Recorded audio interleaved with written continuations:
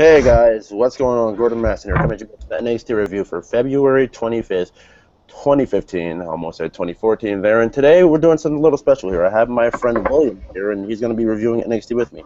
First time he's seen it, and he's an outside source to the show. Hey, what's up? So, without further ado, let's get to the greatest YouTube intro/outro in YouTube history.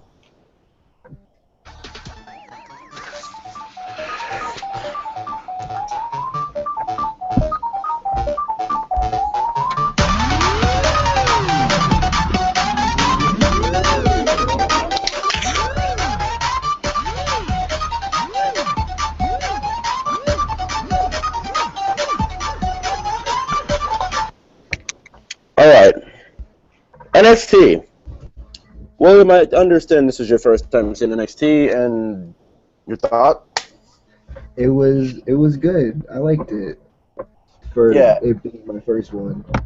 Now, see, like, this, you ran into a standard NXT episode. Like, this is what NXT likes to call average. Like, you liked a standard NXT episode now.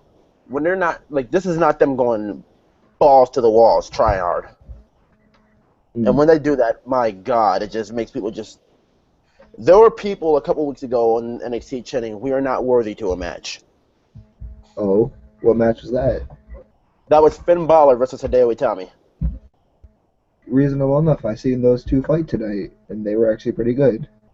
Yeah, and the thing is here, you've seen Hideo Itami put on a decent match against Bull. Oh my God, I need to work out Dempsey. Yeah, that guy was kind of fat. Kinda. He wishes he could be what Kevin Owens is. He gives Big Show a run for his money. All right, man. Let's jump into this review. First match, Hideo Itami versus Bull Dempsey. Now, see, the stream we were watching here cut out for a little bit of this, but when we came back in, we just basically seen Hideo Itami just wailing on him with the kick and punch combo. Those were some really high kicks. Like, they were, dude. Those kicks were hype as fuck. And see, here's the thing about Hideo Itami. Like, he's, like, known in Japan for his striking, if you didn't even know. Because, like, guys, just like, you know, he doesn't watch the indies or anything like that, so some of this stuff is brand new to him, some of it's not, but, yeah, he's well known for his, like, his kicking is dangerous. Like, what they call in the business a stiff worker, like when you hit real hard. He's a Japanese strong style type worker. His kicks are viciously hard. I saw that, and that made my chest hurt. But if you also didn't know, his finisher in Japan was the running knee that Daniel Bryan has now. Oh, really? Yes, like that was his originally. He is the owner of that running knee, which was called the Bazooka knee in the GTS. He owned the GTS before CM Punk. So then it'd be pretty awkward if it was a triple threat between these three. But it really would, though. Like, you're gonna end either one of these men. If they try and end Kenta, they're gonna end Kenta with the move that he created. It'd kind of be a WTF moment. Yeah, like, what the fuck? And then, like, he's teased the GTS a couple of times. By tease, you mean like he did it and someone reversed it, or he just did it? Yeah, he did it and someone reversed it. He's teased it in a couple of moments.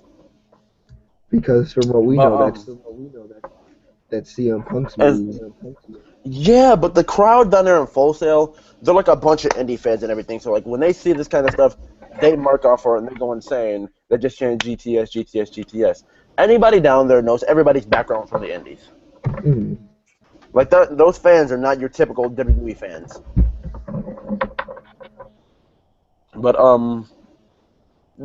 this basically ended with Hideo Itami. Because he can't do the Bazooka knee, he does a running one-foot dropkick version of it. Like, the finish we seen tonight, that was a one-footed dropkick version of the Bazooka knee.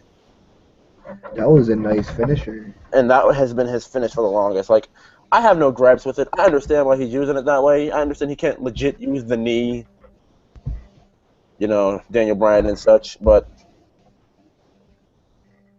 It works for him. Was it at Triple H? Was that Triple H's decision to tell him not to do it? It most likely was.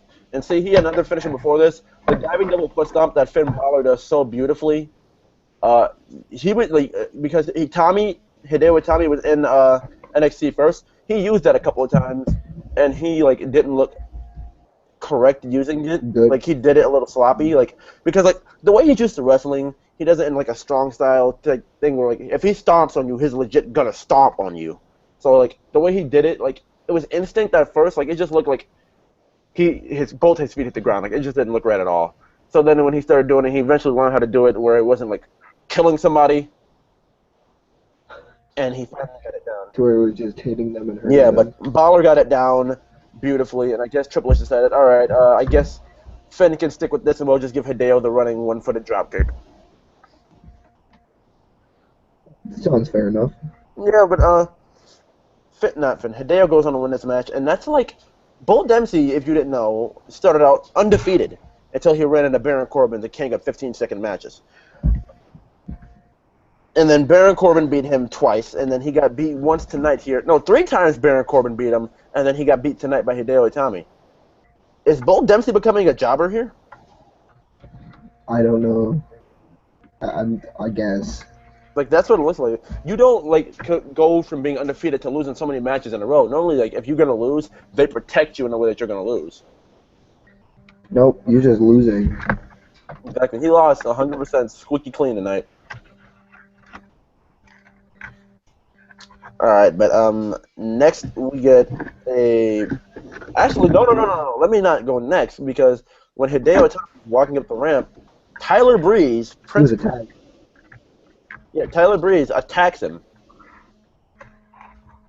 and he attacks him with the selfie stick. Yes, people. Ever since NXT Takeover Rival, the selfie stick is still a thing. Now, see, I meant to explain Tyler Breeze's gimmick to you while they're on commercial, but NXT, because it's taped and everything, only has one commercial in between it because it's on the network too. So he's basically a male model, and he's a heel, and you know how guys don't like other guys acting that way. Yeah. That's the heel heat right there. That's where he's a heel, and people hate it. Well, at least people are supposed to hate it. The people in NXT, the crowd in NXT, loves it. What do you call it? His thing is he's gorgeous. His Twitter handle is legitimately called Gorgeous.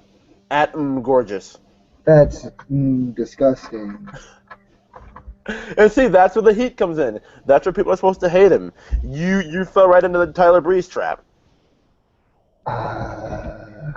Now, see, if he couldn't wrestle, he wouldn't be able to get away with this. People would absolutely hate him. You can't wrestle. Chance would be crying out through the arena. It's but see, here's the thing about Tyler Breeze. He can wrestle. And, The Miz kind of stole his gimmick, but... I wouldn't know wrestling. Huh? I didn't see legitimate wrestling. Well, see, Tyler Breeze is good at wrestling, but Miz stole his gimmick, because Tyler Breeze, before, this whole Hideo Itami thing and everything, before he became, a legitimate guy in NXT, his gimmick used to be, don't touch my face. I'm a male model. Mm. Okay. And The Miz had that for a while. Yeah, but Tyler Breeze had it a year before The Miz did.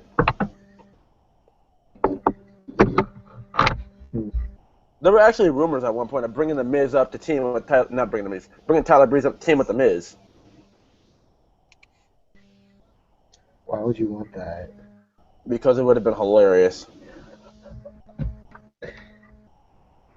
But Breeze ends up attacking Itami with the selfie stick, and then Itami gets back up, kicks the living crap out of Tyler Breeze. When he got up, it was kind of like a Michael Myers moment. It was see, that's the thing. That's why not everybody at NXT, but the majority of people are scared of Itami. His striking is dangerous. Just think of Daniel Bryan's kicks, but 3 times harder. There goes the chest pains again. Yeah, that's the thing. And Bryan, he kicks hard. We've seen how hard that motherfucker kicks on Sunday. Jesus Christ. But what do you call it? Breeze gets the crap kicked out of him. Itami stands strong in the middle of the ring. And then as every Japanese man does after victory, not to sound racist, they scream in victory. That was his SpongeBob victory screech moment. Yeah, dude, that was his victory screech. And instead of a screech, he had a man like, ah! Sounds like Arnold Schwarzenegger there. Get to the chopper. Oh, I yeah. want to see that as a gimmick. Someone just copied this. And it'd be the precise time to do it because he's going into the Hall of Fame pretty soon. Yeah, it's gonna. All right, but next we get a Finn Balor interview.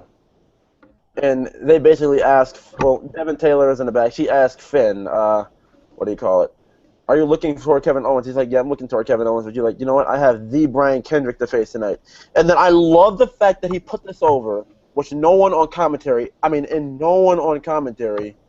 ever does anymore. They put over that he is one half of the longest reigning WWE Tag Team Champions in history. The good old days. With Paul London, dude, like no one ever mentions that team. They were so good. And you know what made them so good? Ashley. That was part of it, dude. But they can just jump around the ring and make moves connect. Exactly. And like with like the style those guys wrestled, and like you think, okay, these guys they won't last long because they fly around the ring all the time, and you know one crash and burn is gonna be their demise. Nope.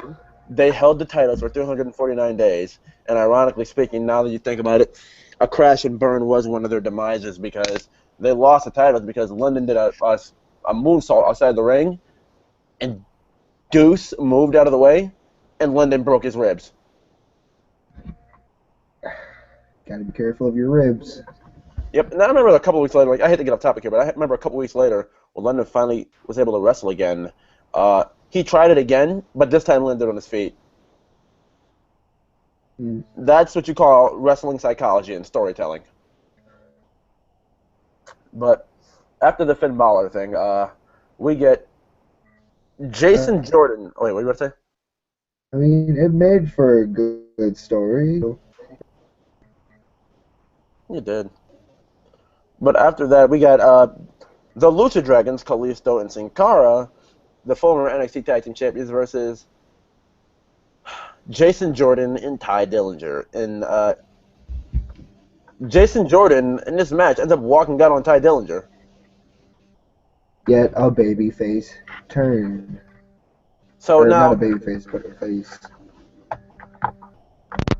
Instantly heel. But the thing is about that, though, it turned Ty Dillinger face. So it looks like we're going to be seeing a program between Jason Jordan and Ty Dillinger. And to be honest, like, this is what NXT does. These guys were jobbers. Like, they were jobbers in the tag division, and that's probably why he walked out on them. But they were jobbers, and what he did was basically say in this statement, I'm tired of losing. You're the reason I'm losing. Now I'm going to turn on you. I'm going to win, and you can't stop me. So, you know, speaking in kayfabe and fake terms and kayfabe wrestling terms, you basically have one. I'm going to start from the bottom, and I'm going to make it to the top. In a way, a little bit, but it's like, okay, we're both losers. Now, whoever wins out of this, one of us is guaranteed at the end of this to be a winner. I'm the winner. You know, unless Triple H wants to just come out and say, no, I'm getting you this story, and I'm burying the both of you. No, I'm only kidding. The Authority, Seth Rollins. No, Big Show leaps. Triple H doesn't let any of that shit hang out in NXT. Like, the Authority has never, ever been in NXT. Be careful what you wish for. It's never going to happen. And then next week, you see the Authority. Please don't say that. But, anyways, in this match, the Lucha Dragons win with Kalisto hitting his signature Salida del Sol, and then Sin Cara hitting the Swanton, basically, for the 1, 2, 3.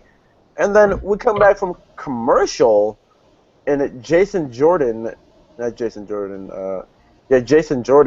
gone, and Ty Dillinger sitting in the ring, And Ty Dillinger is saying, "Why did you leave me? Why did you run out on me? What did you do that for?" He's like, "You know what? I don't care." He's like, "I'll kick anybody's ass in the back. I'll beat anybody."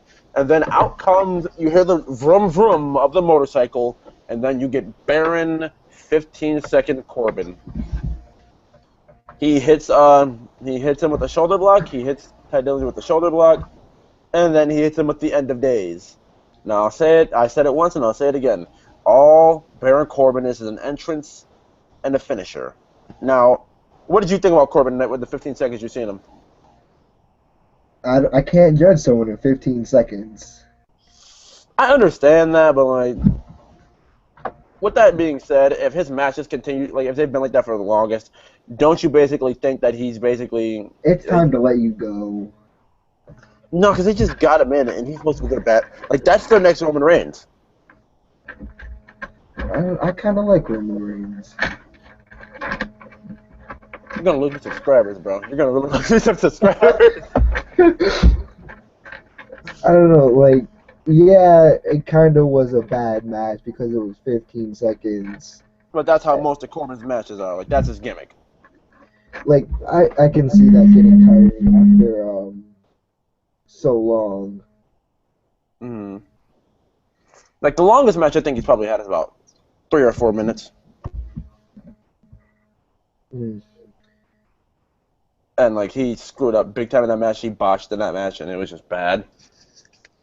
You know what he should go to Raw as? A diva. He'd fit in. Oh my god. You know, just he'd hit the end of days on Emma, and just that'd be it.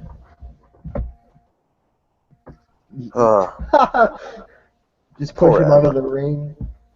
Do whatever the Bellas do. Pin. And that's his Baron match. Corbin doing a Bella Buster. My god. No. Please don't do that, man. But Corbin basically ends this match.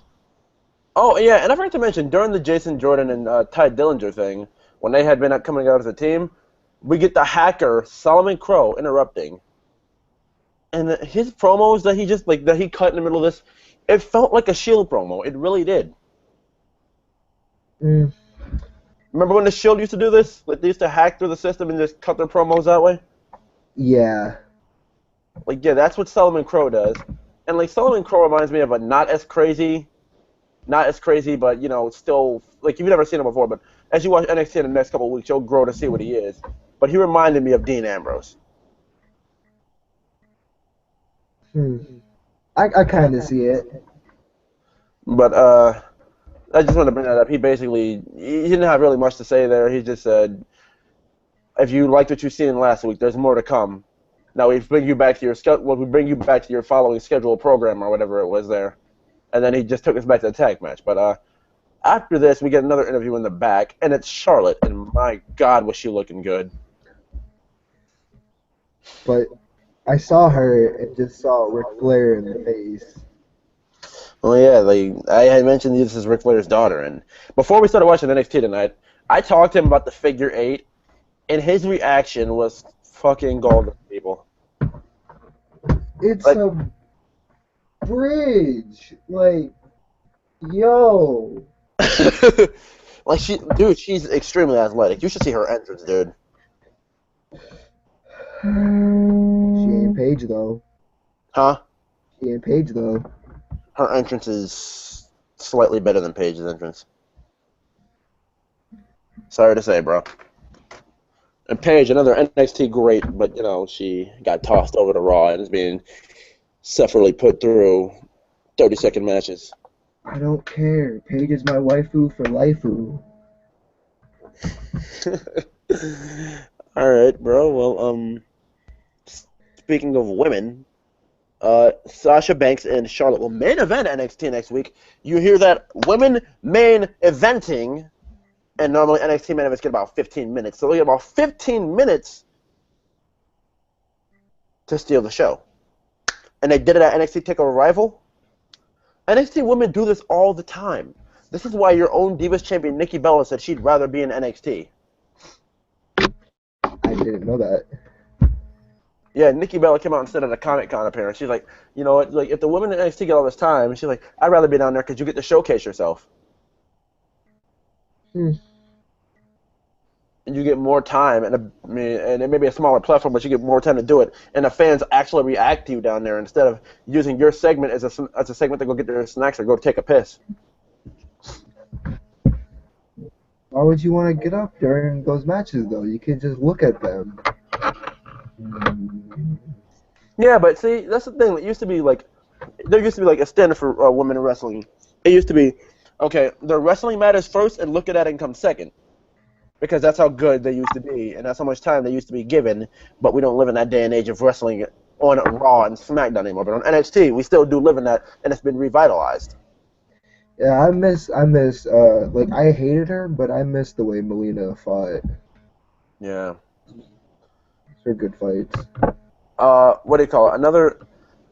Speaking of women, we had another match next, and I want to know, and we're gonna spend some time on this for the women. What was your impression of Sasha Banks and Becky Lynch? Not Sasha Banks. Becky Lynch and Bayley.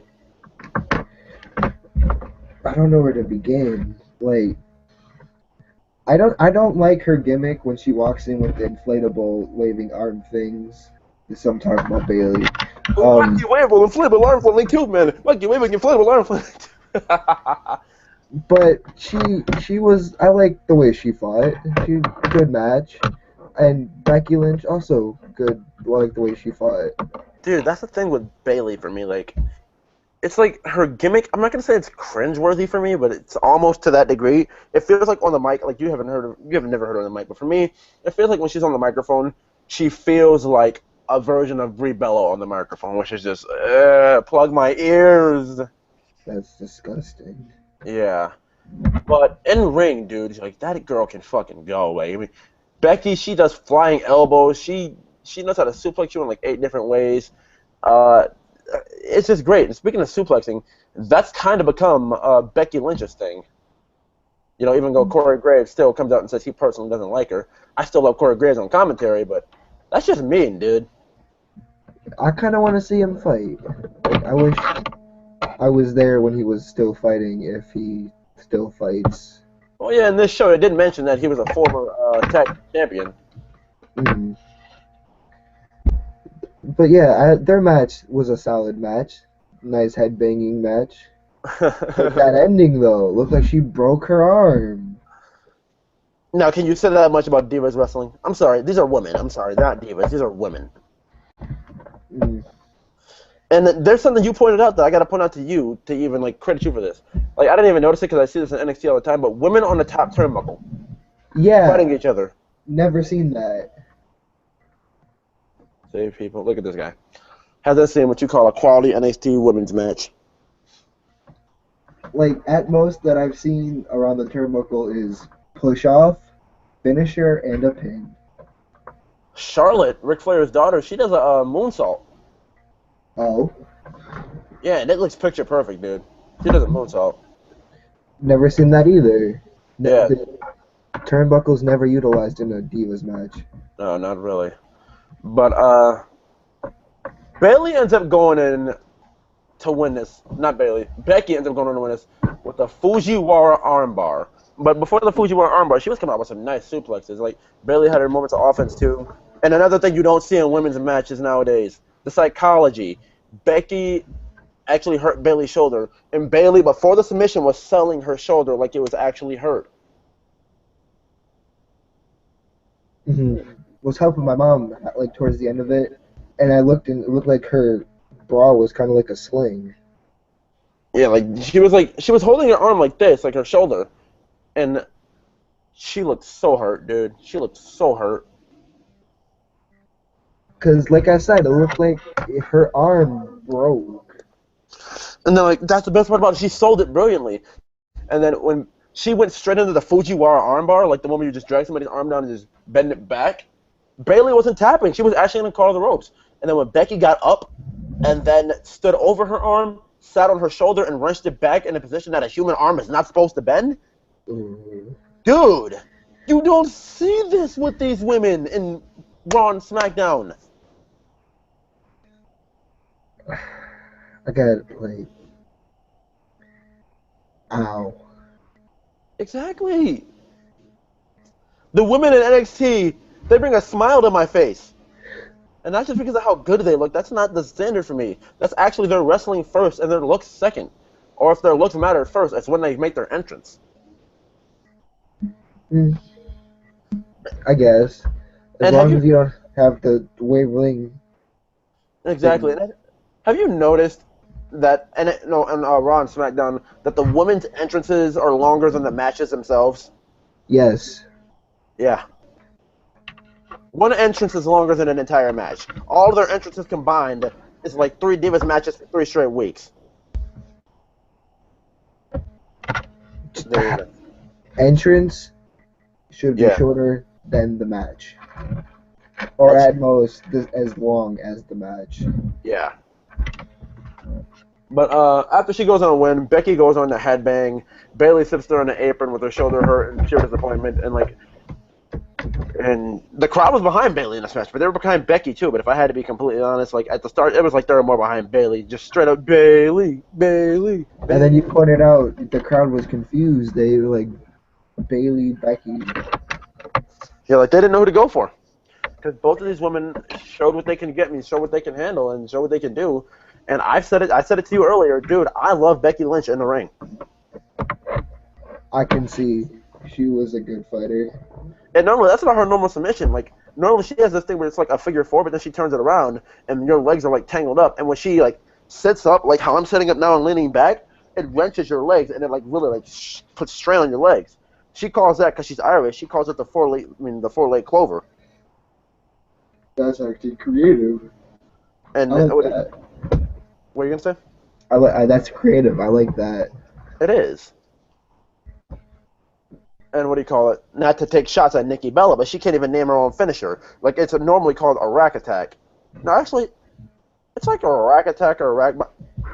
Actually, I think Nikki did like she modified it because it was originally called like a rack bomb, but it's like a rack attack now because Nikki's fucking rack. It's huge. Yeah. But Nikki's rack is like 2 bombs. But let's move past that. Anyways, next Being up. Paige though. Yeah, Paige. Dude, this guy here, people, he is a huge, huge, huge Paige fan. Now, before we get onto the main event, Rhino had a promo in the back with Devin Taylor next. She was a very busy woman tonight, it looked like. And he basically said he went all over the place and he couldn't find anywhere, like, not he couldn't find anywhere to go. I'm taking your words of what you said earlier on, Rhino. But he said he basically heard all this stuff lately. NXT, NXT, NXT. You got to hear about NXT. Look at what NXT is doing. Look at how NXT is doing. Well, he's like, NXT, when I came down here, I see the fire in guys' eyes, and I seen this place like a proven commodity. So he's like, I'm here to test out the competition. But when it started, it sounded like he was going, "Hey, I can't find any good matches in indie. Please take me back." If I was Rhino, like, they're probably just gonna use him like to put people over on the main roster and make him lose. So in NXT, he might be better suited there. Like he might do that in NXT too, but he'll get his fair share of wins like a dominant beast. I was gonna, because if he does go to the main roster, I can just see Rhino, Lesnar. Oh my! I would love to see that, but in all realistic expectation and hope, it's probably not gonna happen. I guess. But what do you call it? Next. Oh wait, is that all you had to say about this segment or this promo? Kinda. All right. I don't know how I felt about it. Well, Rhino had a match last week. The crowd loved him. He did great. But up next we had a match between what's his face? Finn Balor. And I never said this. I never spoiled anything. I never said anything to you guys here.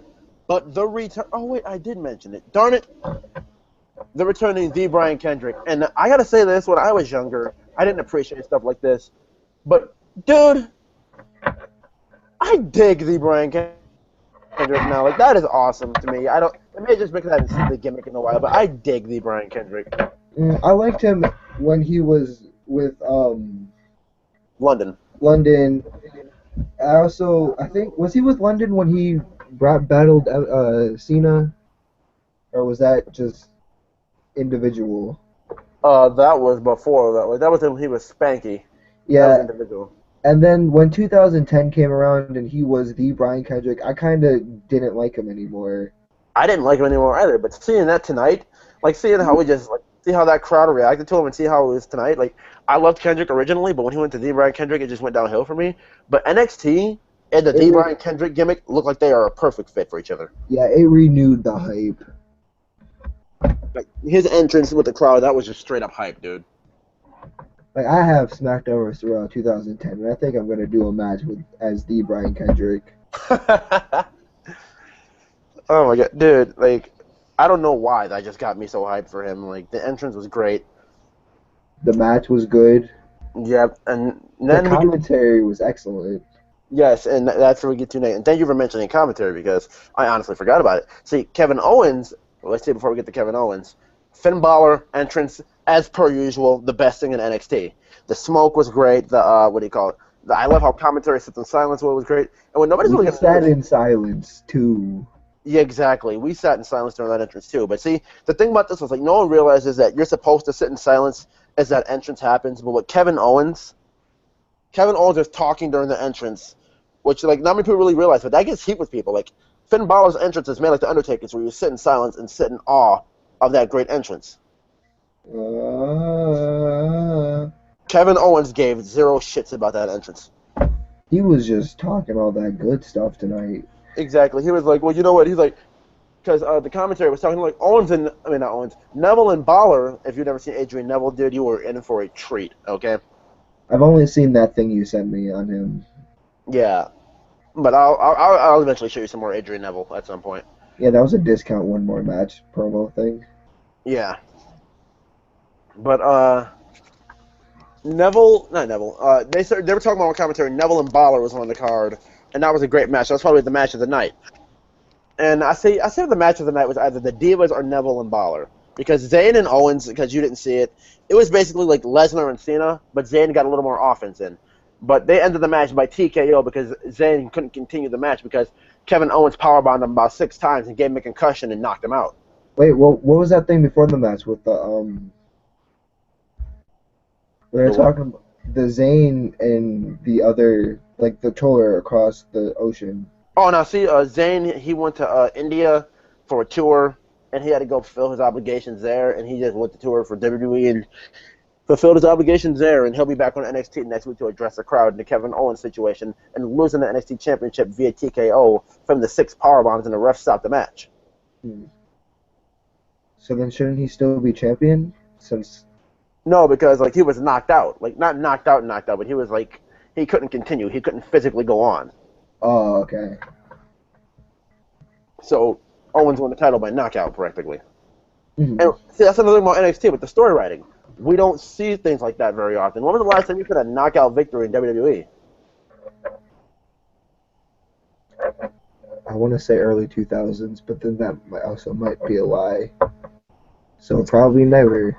Yeah, that's the thing. Like, and Triple H and his writing staff are brilliant with this stuff. Like, they come up with things we haven't seen before.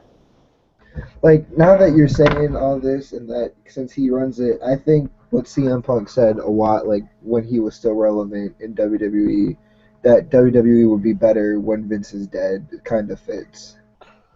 Yeah, and that's what people have been saying on NXT. And I think it's just because Punk and Triple H never really got on the best pay. Like, they were never really friends. I think it's just Triple H.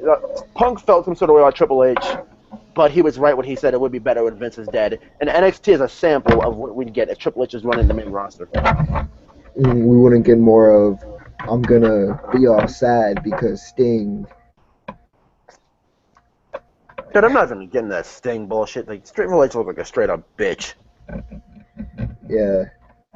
Or the someone call my name. No. This was just straight. Yeah. But during the match, things got heated between outside the Kevin match. Owens. Yeah, they got heated between Kevin Owens and Alex Riley. Alex Riley was asking the questions. How could you abuse your best friend like that? How could you, do all this like that? Like And Alex Riley has been, if I he's been remember like, right, he go was ahead. like something about being a man, and he was like, "Yeah, I'm more of a man than you are because I'll never turn on my best friend." Yeah, and see, that's the thing. Like that was a face turn for Alex Riley now because Alex Riley normally supports the heels like Kevin Owens, Hmm. and then Kevin removes himself properly from the situation and said, "You know what? I'm going to leave before I do something I regret." I thought that was reasonable enough action to do. Now, see on Raw, normally you just get punched in the face, and it's just subtle like that. NXT, we got something new where Owens just left, and then he came back and attacked him later. So, I actually really like that. what, when he came back and attacked him later? Yeah, I wasn't expecting because the way he came back, he was just staring straight. Because And Finn Balor, Finn Balor won the match via the coup de grace, the diving double foot stomp. And coup de grace in French, if you didn't know, means death blow. mm, But Balor won via the coup de grace. It was a great match between him and Kendrick. Kendrick went for a sliced bread that was reversed. Balor ended up hitting the sling blade, the choking clothesline / neck breaker, which is awesome. Hit the drop kick with Kendrick's head whipped off the turnbuckle, and then hit the coup de grace. all real nice. And that led to the win. And then that's when Owens came back out, stared at Balor, went back down to the announce table, and nonchalantly, well, just not nonchalantly, but he just went over there, snuck over and throws Alex Riley over the announce table. And like he got real amped. He went to the top turnbuckle and was like, "Hey, stop Yep. it Exactly. now!" Exactly. Like, I'm still here. Do you not realize me? It was like, in a way, he kind of didn't give a shit about Finn Balor because Finn Balor's the number one contender for his title. And he was talking like, "Yeah, he'll never be as good as me." Yeah. And he's like, I'm champion. He's like, and he was telling Alex Riley on commentary, like, I'm champion. Something you've never accomplished. And he was like, "At least I'm a man." Yeah, he's like, at least I'm a man because I'd never tell my best friend the way you did. And that's where Kevin decided to leave. Like a man. Yeah, and he didn't engage in physical combat until he came back out and just threw Riley over the announce table. Like that kind of got really awkward though, because when they were walking, if you notice, the other two turned away like, "I don't want nothing to do with this." Exactly. Graves had too many concussions, and he was probably there, so he can't really physically do anything. That's why he's on commentary now. And sorry, Tom Phillips is not a wrestler, Mm. so we know how that works. Did they run over and help him or no? Huh? Did they run over and help him or no? I don't think so. But basically, that was it for this week's episode. For this week's episode of NXT. You enjoyed it, right? I really did. Like I still like Raw and SmackDown, but I think I'm gonna watch this a little bit more intensely now. Because this was Yeah, you have the website. You have the website. If you want to go back and see where all this begins, like I know you're probably not going to want to binge watch all of this, but if you go back to NXT Takeover Fatal 4-Way and go from there on to now, which I wouldn't even do that at the point. Like I'd probably go back to Our Evolution and watch from there on now because it'd probably make more sense. But if you want to go back to the storytelling from then on, then you can do that and it'll bring you up to date. But I mean, binge watching. We talked about sitting on a Saturday and just binge watching the whole network on that website. yeah, and I'm not really going to mention that because, that website can actually get banned for people shouting things out because one of the greatest streaming websites of all time that was like this one, WA Sports, got taken down for like stuff like that, so I'm not even going to do that. Let's just call it codename Twitch. Yeah. So, with that being said, this has been our NXT review, and we'll now take you out with the greatest YouTube intro / outro of all time. So, I hope you guys like me. See ya!